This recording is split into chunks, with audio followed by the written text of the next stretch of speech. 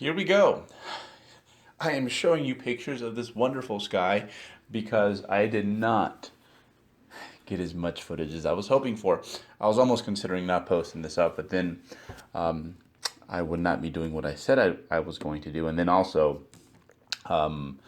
this whole training mini series is not necessarily about any specific day, but more so about the training week as a whole and giving you guys a better understanding as to how I guess you could call it flexible training works, right?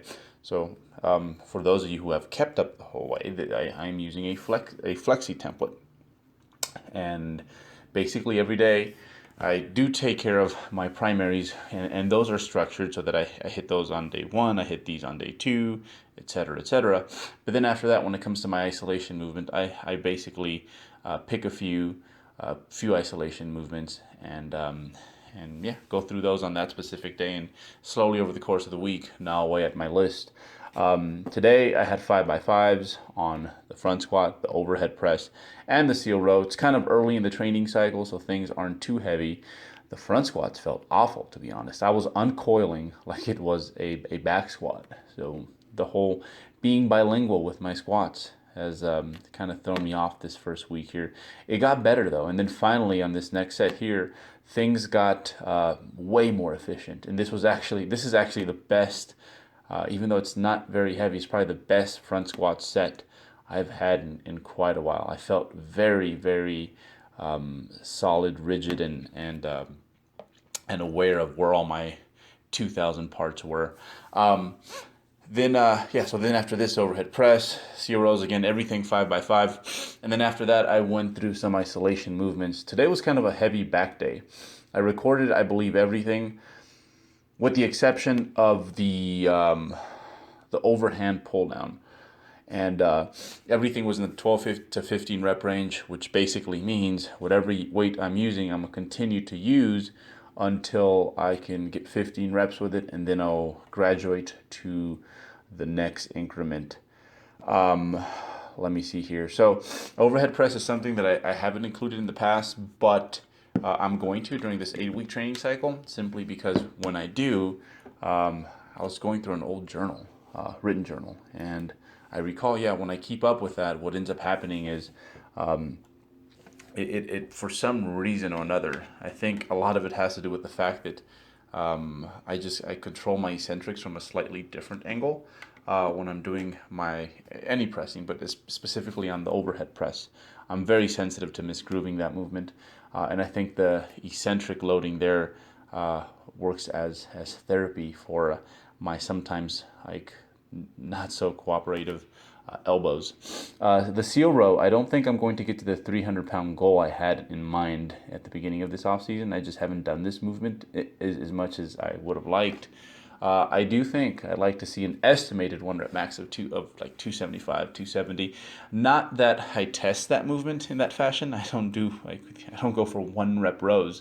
However, if that calculator goes up on my spreadsheet, chances are I'm getting stronger, I'm getting better. The training's generally heading in the right direction.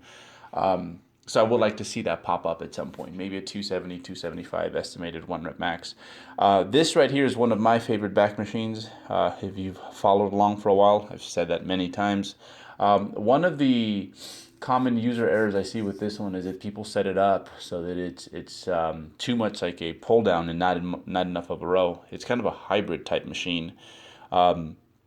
So yeah, I think this machine to a certain extent should feel like a row.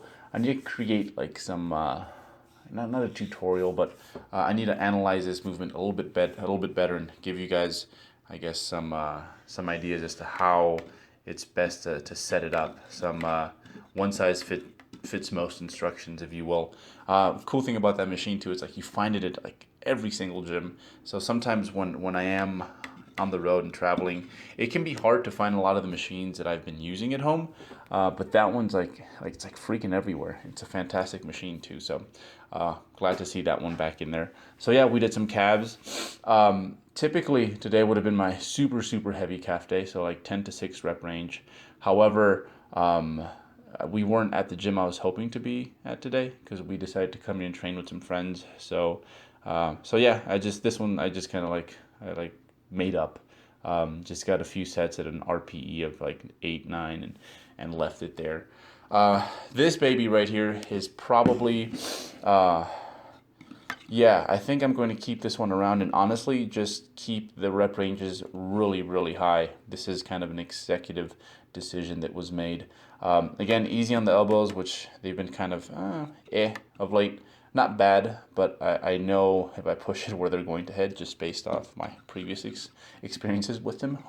Um, but um, but yeah, so what I'm gonna do with this one is honestly I'm just gonna keep doing it until it gets to the point where like the rep range is no longer like very practical, and by then my elbows should be a lot better. But with arm work, sometimes I do feel that just committing to a load and just increasing the amount of reps is maybe the best way to go about it. Simply because sometimes the increments just are not very fair.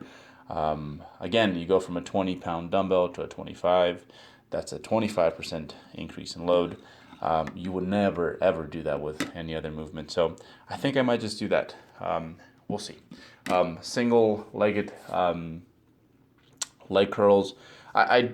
I think almost everyone to a certain extent has experimented with unilateral leg work, and it's usually like a Bulgarian split squat, a lunge, a squat type movement, right? But I think sometimes it's overlooked in regards to, yeah, you're hitting your hamstrings in this manner, a leg curl. And I think, yeah, most people will find out that one leg is severely behind. So yeah, I definitely like to go about it in this manner and take twice as long to go through my hamstring. So I use a unilateral variation at least once a week typically, and that's Leanna. I think she's just being a pervert. She swears she's helping. Anyhow, that is it. That's what I have today. Today's training will be a bit more interesting, and I promise I'll get more footage. Again, thank you guys for keeping up with this, and all the positive, kind words. They don't go unnoticed. All right. I'll check in with you guys tomorrow, same place, same time.